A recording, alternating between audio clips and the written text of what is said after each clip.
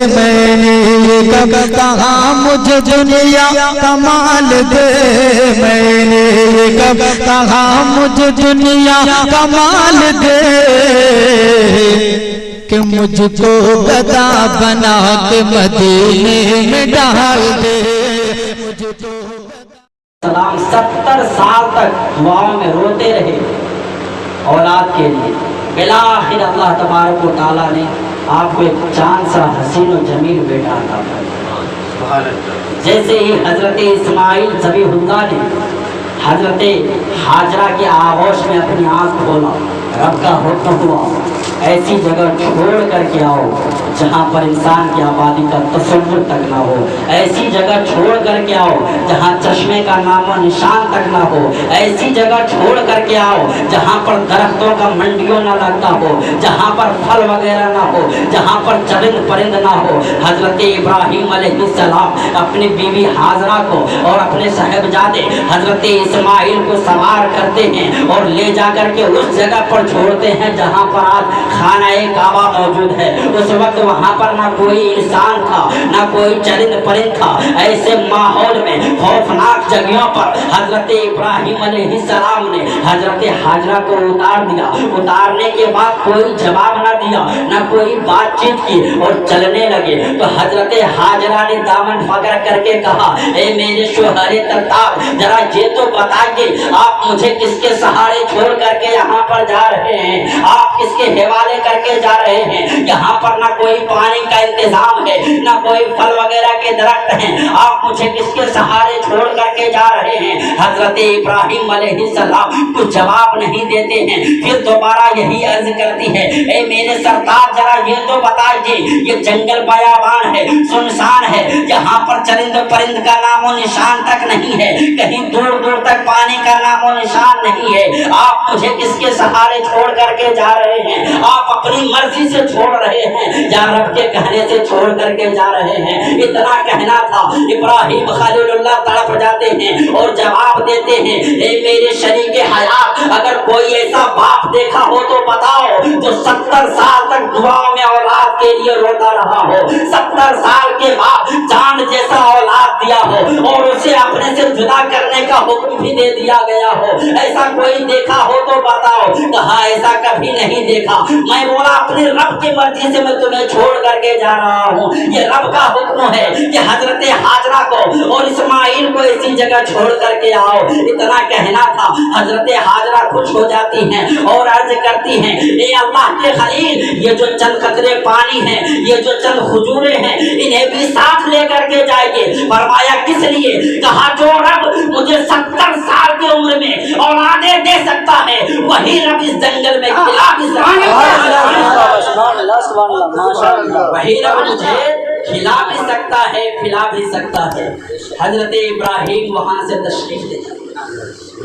میں بالکل شارٹ میں چلوں گا کیونکہ وقت اتنا نہیں کہ تفصیلی گفتگو کروں، بالکل موٹی موٹی باتیں آپ تک پہنچانے کی کوشش کروں گا، اور جو بھی باتیں بولوں گا یہ اخبار الاخیار اور نزہۃ المجالس اور معارج النبوہ کے اندر یہ روایتیں موجود ہیں۔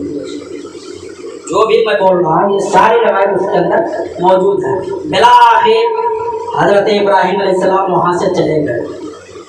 کچھ دنوں کے بعد حضرت ہاجرہ کے دودھ سوکھ گئے، پانی کا کہیں عطا پتہ نہیں، بھوکے پیاسے کب تک۔ کچھ دن گزرنے کے بعد جب دودھ بھی ختم ہو گئے، پانی کا قطرہ کہیں نظر نہ آیا، حضرت اسماعیل کے ہونٹ پر پپڑیاں جمنے لگی۔ اب ڈر پیدا ہوا کہ کہیں ہمارے لال کی جان نہ چلی جائے۔ اب کیا کیا جائے؟ پانی کو تلاش کرنے کے لیے آپ پہاڑی پر دوڑ لگاتی ہیں، جسے قرآن نے یوں بیان کیا، ان الصفا والمروہ من شعائر اللہ۔ صفا و مروہ کے درمیان دوڑ کر کے جاتی ہیں، صفا و مروہ کے درمیان پہلے صفا پر پہنچتی ہے اور چوٹی پر پہنچنے کے بعد دور دور تک نظر کرتی ہے کہ کہیں پانی نظر آ جائے۔ اس دور میں دو طریقے سے پانی کا جائزہ لیا جاتا تھا۔ ایک چلت پلت جہاں ہوتے تھے تو لوگ سمجھ جاتے تھے کہ پانی ہے، اور دوسرا ہریالی کے ذریعے جب ہریالی نظر آتی تھی تو لوگ سمجھ جاتے تھے کہ وہاں پانی ہے۔ لیکن وہ تو ایسے جگہ پر تھے جہاں پر نہ ہریالی کا پتہ نہ چلند پلند کا پتہ۔ چوٹی پر چڑھتے ہیں پھر دل میں خیال آتا ہے میں نے لال کو اکیلا چھوڑ دیا ہے، کہیں وحشی درندے نہ آ جائیں، کہیں ہمارے لال کو اٹھا کر کے نہ لے جائے۔ وہاں سے پھر اتر کر کے نیچے آتی ہے اور اپنے بیٹے کو دیکھتی ہے، ماتھا چومتی ہے، پھر دل میں خوش ہوتی ہے، پھر کبھی صفا و مروہ کے درمیان چکر لگاتی ہے۔ بالآخر صاف چکر آپ نے لگائے لیکن پانی کا نام و نشان نظر نہیں آیا۔ آخری بار جب آتے ہیں تو کیا دیکھتی ہے کہ حضرت اسماعیل اپنی پینک پور کے ایریا کو رگڑ رہے ہیں اور اس کی ایڑیوں سے چشمے جاری ہو چکے ہیں۔ نصیحت یہ کہہ رہی تھی اے حاضرہ تو پریشان کیوں ہوتی ہے، میں نے اس کے زمین اقدس میں نور محمدی کو ڈال دیا ہے، اگر یہ تلوار رگڑ کر کے صرف یہ کہہ دیتا پانی چاہیے تو یہ زمزم کیا ہے میں کوثر کے چشمہ سبحان اللہ۔ کیونکہ نور محمدی وہ ہے ہر ایک نبی سے ہر ایک بشر سے کچھ نہ کچھ سوالات ہوئے۔ اللہ تبارک و تعالیٰ نے اس خاکے گیتی پر جس عالم کے اندر ہم لوگ ہیں کم و بیش 18,000 مخلوقات کو پیدا کیا۔ رب تبارک و تعالیٰ نے کم و بیش 18,000 مخلوقات، ہر ایک مخلوق کو پیدا کرنے کے بعد، ہر ایک شے کو پیدا کرنے کے بعد رب ایک اعلان بھی کرتا رہا، ایک حکم بھی دیتا رہا، ایک فرمان بھی جاری کرتا رہا۔ اور اگزامپل زمین کو پیدا کیا، حکم دیا ہے زمین پھیل کے بتا تو کون ہے، گھاس پھوس کو پیدا فرمایا ہریالی دے کر کے بتا تو کون ہے، خوشبوؤں کو پیدا کیا، کہا روح تک کو معطر کر کے بتا تو کون ہے، ہوا کو پیدا کیا، کہا لوگوں کو سکون دے کر کے بتا تو کون ہے، آسمان کو پیدا کیا، کہا بلند ہو کر کے بتا تو کون ہے، ستاروں کو پیدا کیا، چمک کر کے بتا تو کون ہے، کہکشاں کو پیدا فرمایا، جمال کی رعنائیاں بکھیر کے بتا تو کون ہے، پروردگار عالم نے عرش کو پیدا کیا، اے عرش تو بتا تو کون ہے، لوح کو پیدا کیا، اے لوح و قلم تو بتا تو کون ہے، پروردگار عالم نے جبرائیل کو پیدا کیا، اے جبرائیل تو بتا تو کون، میکائیل کو پیدا کیا، اے میکائیل تو بتا تو کون، اسرافیل کو پیدا کیا، اے اسرافیل تو بتا تو کون، اسرائیل کو پیدا کیا، اے اسرائیل تو بتا تو کون، رضوان کو پیدا کیا، اے رضوان تو بتا تو کون، مالک کو پیدا کیا، اے مالک تو بتا تو کون، رقیب و عتید کو پیدا کیا، اے رقیب و عتید تو بتا تو کون، کرامن کاتبین کو پیدا کیا، اے کرامن کاتبین بتا تو کون ہے، حضرت آدم علیہ السلام کو پروردگار نے پیدا کیا، اے آدم تو بتا تو کون، شیش تو بتا تو کون، زکریا تو بتا تو کون، یانس تو بتا تو کون، ہود تو بتا تو کون، لوط تو بتا تو کون، سلیمان کو پیدا کیا، اے سلیمان تو بتا تو کون، عزیر کو پیدا کیا، اے عزیر تو بتا تو کون، عیسیٰ و موسیٰ کو پیدا کیا۔ اب تک جتنی خلقتیں ہوئی سب کا ایک ہی پیغام، سب کو ایک ہی حکم، اے آدم تو بتا تو کون، شیش تو بتا تو کون، زکریا تو بتا تو کون، عیسیٰ و موسیٰ تو بتا تو کون۔ لیکن جب اپنے یار کو پیدا کیا حکم دیا اے میرے یار تو خاموش رہنا، رب بتائے گا کہ مصطفیٰ کون ہے اور مصطفیٰ بتائے گا کہ رب سبحان اللہ۔ نعرہ تکبیر، نعرہ رسالت، مسلک اعلیٰ حضرت، مسلک اعلیٰ حضرت، نعرہ تکبیر، نعرہ رسالت۔ اسی لیے شاعر کہتا ہے کہ آپ سا دونوں جہاں میں نظر آیا ہی نہیں، آپ سا دونوں جہاں میں نظر آیا ہی نہیں، کیونکہ اللہ نے کوئی اور بنایا ہی نہیں، آپ سا دونوں جہاں میں نظر آیا ہی نہیں۔ حضرت اسماعیل بلوغت کے قریب پہنچ گئے، ایک روایت کے مطابق 12 سال اور ایک روایت کے مطابق 13 سال۔ جب بالغ کے قریب ہو گئے بالآخر اسماعیل کی قربانی مانگی گئی۔ 8ویں ذی الحجہ کو آپ نے خواب دیکھا کہ کوئی فرشتہ ہے اللہ کا حکم سنا رہا ہے، ابراہیم اپنے رب کی بارگاہ میں قربانی پیش کرو۔ حضرت ابراہیم علیہ السلام صبح ہوتے ہی 100 پہاڑی پر لے جا کر کے رب کی بارگاہ میں قربانی کی۔ دوسرے دن پھر خواب دیکھتے ہیں، اے ابراہیم میری بارگاہ میں قربانی کرو، 200 لے جا کر کے قربانی کرو۔ تیسرے دن خواب آتا ہے، ابراہیم سب سے پیاری چیز میری بارگاہ میں قربانی کرو۔ آج رب کا حکم ہے کہ جانور قربان کرو، پھر بھی 10 مولانا سے پوچھتے ہیں ہم پر واجب ہے کیا؟ پورے حساب لگاتے ہیں، پورے حساب لگائیں گے، ہم پر واجب ہے کیا؟ پورے پراپرٹی کا حساب لگانے لگتے ہیں، واجب ہے کیا؟ شکر کر، کہیں اولاد کی قربانی مانگنی ہوتی تو کتنے پانی ہو جاتے۔ اولاد کی نہیں، صرف اتنا کہہ دیا جاتا قربان نہیں کرنا ہے، گردن پر چھری رکھنا ہے، تب بھی کتنے کے کتنے پانی ہو جاتے۔ اس رب کا احسان ہے، 2 وقت کی روٹی نہ کھاؤ، لیکن اگر اللہ نے تمہیں استطاعت دیا ہے تو قربانی کرو۔ قربانی کا بہت بڑا اجر ہے میرے بھائی، قربانی کرنا بہت بڑی سعادت کی بات ہے، انہی لوگوں کو اللہ توفیق دیتا ہے جو ان کو اپنا چن لیتا ہے۔ حساب نہ لگایا کرو۔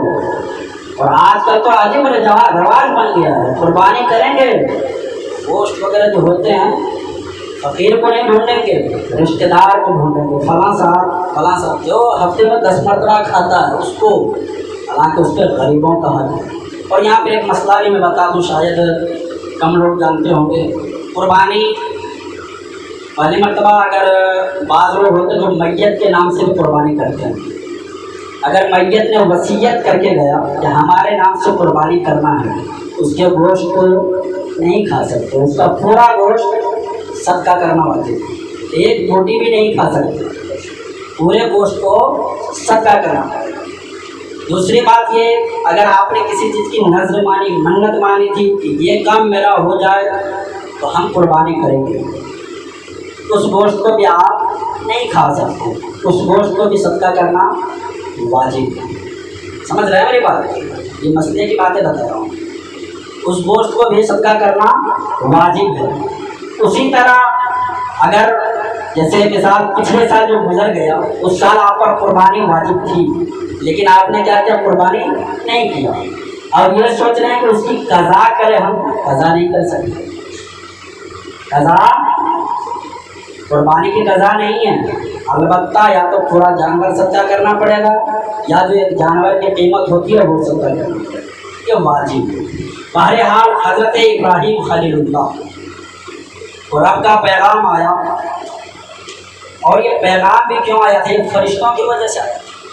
قرآن نے اس کو بیان کیا، اور اتخذ اللہ ابراہیم خلیلا، خلیل اس کو بولتے ہیں جو سب سے پیارا دوست ہے۔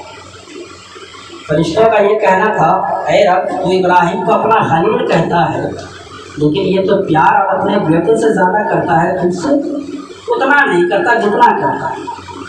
کہا نہیں، ابراہیم کے دل میں ابھی بھی میری جگہ اتری ہے، نہیں یہ تو اولاد سے پیار کرتا ہے۔ ٹھیک ہے، پھر امتحان کر لیتے ہیں، بس فرشتوں کے جواب بھی بن جائے اور قربانی بھی ہو جائے، تو دونوں فلسفہ ہے۔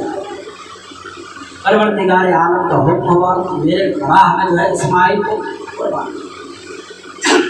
آپ حضرت حاجرہ کے پاس جاتے ہیں اور جا کر کے عرض کرتے ہیں، میری شریک حیات ایک بادشاہ کے یہاں دعوت ہے، اسماعیل کو تیار کر دو، دعوت میں جانا۔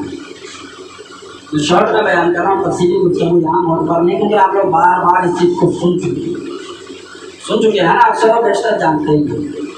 بالآخر حضرت حاجرہ نے آپ کو تیار کروایا، دولہے کی طرح بال میں کنگھی کیا، کپڑے پہنائے، اور حضرت ابراہیم چھری اور رسی لے کر کے ساتھ ہی چلے۔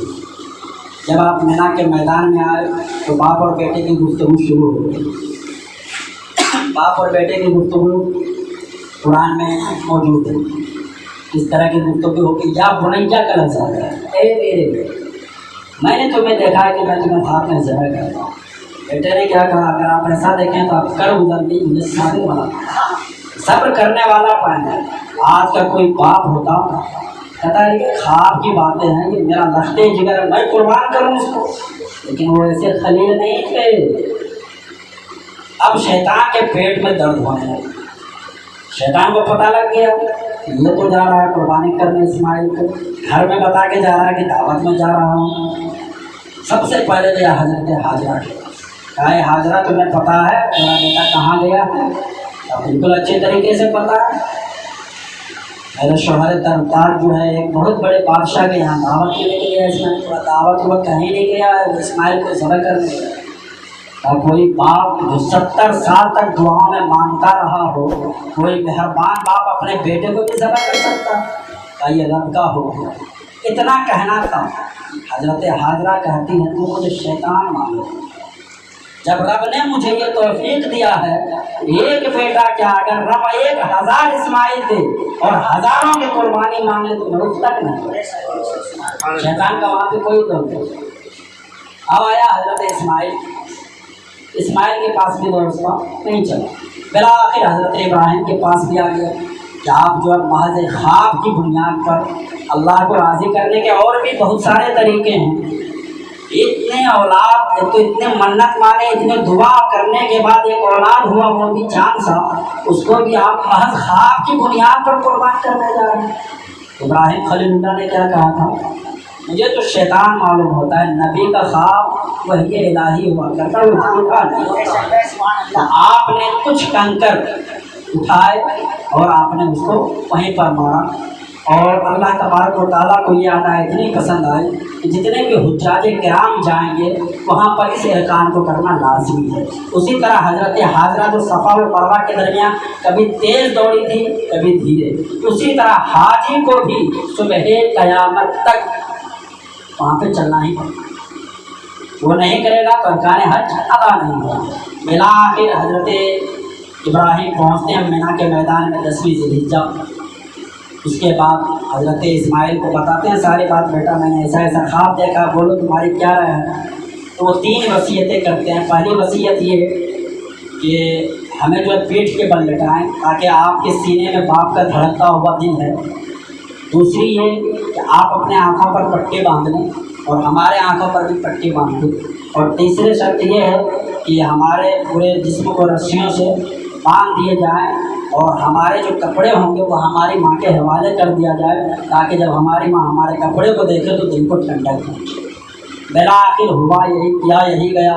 حضرت ابراہیم علیہ السلام و تسلیم چھری لے کر کے حضرت اسماعیل کے حلق پر چلاتے ہیں، تیزی سے چلاتے ہیں، لیکن چھری ایک بال کو بھی نہیں کاٹتی۔ اس کا ریزن جانتے ہیں؟ نہیں کاٹنے کا وہ ریزن ہے۔ اب دوسری مرتبہ کیا ہوا؟ دوسری مرتبہ بھی چلا ہی نہیں چلا، حضرت ابراہیم غصے میں چلا ہی کرتے لیے اور پتھر پہ دے مارے، تو پتھر 2 ٹوک ہو گیا۔ تو چھری سے پوچھا ہے چھری تو اتنے بھاری بھڑکم پتھر کو کاٹ دیتی ہے لیکن موم سے بھی نازک ہے میرے لال کا گردن، اسے نہیں کاٹ پا رہی ہے۔ رب کا کیا حکم تھا؟ اب سنیے، رب کا حکم تھا تم اسماعیل کے ایک بال کو بھی نہیں کاٹنا۔ اور پہلے ابراہیم اور چھری کے درمیان جو گفتگو ہوئی تھی تو چھری سے جب کہا نا ابراہیم علیہ السلام نے تو اسماعیل کے گردن پر کیوں نہیں چلتی، تو چھری نے کیا کہا تھا ابراہیم سے؟ ابراہیم جب آپ کو آگ میں پھینکا گیا تھا تو صرف آگ کو ایک بار حکم ہوا تھا میرے ابراہیم کو نہ جلانا، قُلْنَا يَا نَارُ كُونِي بَرْدًا وَسَلَامًا عَلَىٰ إِبْرَاهِيمَ، ابراہیم پر تو کیا ہوتا؟ سلامتی والا ہوتا، تو پورا آگ کیا ہوا تھا؟ کھلے گلزار بن گیا تھا۔ صرف ایک بار حکم ہوا تھا، مجھے ایک نہیں 70 بار حکم ہو چکا ہے۔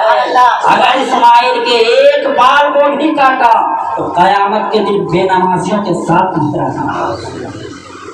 چھری کیا کہتی ہے؟ میں نہیں کاٹ سکتی، میں بے نمازی کے ساتھ نہیں رہ سکتا۔ تو خلیل ہے، تو جو سزا دے لیکن بے نمازی کے ساتھ نہیں رہ سکتی۔ اب بے نمازی کا بات آ گیا تو آپ چلے آئیے حضرت عمر فاروق کے دور میں ایک بوڑھی عورت تھی جو ادھار مانگ کے اس سے مانگ کے اپنا پیٹ بھرتی تھی۔ 1 ہفتے سے وہ بوڑھی بھوکی تھی، 1 ہفتے سے، پیر میں چپل نہیں ہے، سر پہ چھت نہیں ہے۔ ایک پڑوسی سے تیل مانگ کر کے لے کے آ رہے ہیں، کھانا بنانے، تیل مانگ کر کے لے کے آ رہی تھی، اس سے ہم کھانا بنانے، راستے میں کسی چیز کی ٹھوکر لگی، بڑھیا گر گئی، سارا تیل زمین پر گر گیا۔ اب بڑھیا وہاں بیٹھی رہی، کرے تو کرے کیا، ایک ہفتے سے بھوکے، اوپر سے تیل بھی ملا وہ بھی گر گیا، اب کیا کیا جائے؟ پہنچ گیا عمر کی عدالت، اے عمر تمہاری حکومت ہے، فلاں جگہ کی زمین نے ہمارے تیل نکل لیے، ایسے ایسے معاملات ہیں۔ حضرت عمر وہاں آتے ہیں، آنے کے بعد زمین کو حکم دیتے ہیں، اے زمین اس بوڑھی عورت کا تیل واپس کر دے، ورنہ کل تیرے اندر بے نمازیوں کو عمر دفن کرے۔ اتنا کہنا تھا، روایتوں میں آیا ہے صرف عمر نے زمین سے اتنا کہا تھا، اے زمین اس بوڑھی عورت کا تیل واپس کر، ورنہ عمر کل تیرے اندر بے نمازی کو دفن کرے گا۔ اتنا کہنا تھا، زمین ہلتی ہے اور اپنا پورا سینہ نچوڑ نچوڑ کر کے اس بوڑھی کا تیل واپس کر دیتی ہے۔ زمین نے آخرکار یہ کہا، اے عمر مجھے نگلا ہوا چیز تو واپس کرنے آتا ہے، لیکن میں اپنے اندر بے نمازیوں کو دفن ہونا پسند نہیں کرتا۔ اللہ اکبر۔ لیکن ہمارا اور آپ کا کیا ہے؟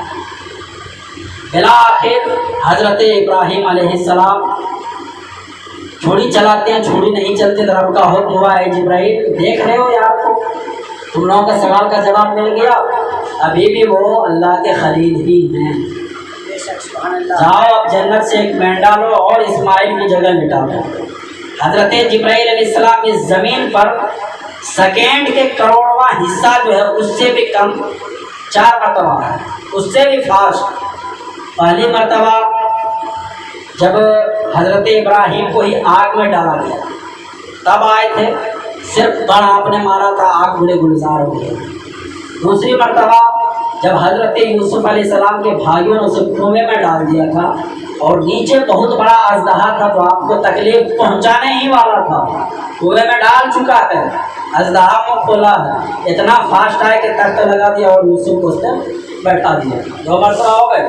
تیسری مرتبہ جب ہمارے آقا صلی اللہ علیہ وسلم کے دندان مبارک میدان احد میں شہید ہوئے تھے تو رب کا حکم ہوا تھا، جبرائیل میرے یار کا دانت شہید ہو گیا ہے، خون گر رہا ہے، اگر خون زمین پر گر گئی تو صبح قیامت تک پوری زمین پر کبھی ہریالی نہیں ہوگی۔ اتنا کہنا تھا جبرائیل امین، خون منہ سے نکل چکا تھا، کتنا دیر لگے گا؟ اس سے بھی کم وقتوں میں آ کر کے جبرائیل اپنا ہاتھ دے رہا۔ اور چوتھی مرتبہ یہی ہے جب اسماعیل کی گردن پر چھری چل گئی۔ یہ 4 مرتبہ جبرائیل علیہ السلام بہت فاسٹ آیا، اس کا کوئی لمٹ ہی نہیں، اتنا فاسٹ آیا۔ بالآخر حضرت اسماعیل کی جگہ آپ دمبا کو لٹاتے ہیں اور دمبا ذبح ہو جاتا ہے اور رب کا پیغام عام ہو جاتا ہے۔ صبح قیامت تک میرے آقا نے فرمایا، صحابہ کرام نے پوچھا یہ قربانی کیا ہے تو میرے آقا نے فرمایا یہ تمہارے باپ ابراہیم کی سنت ہے۔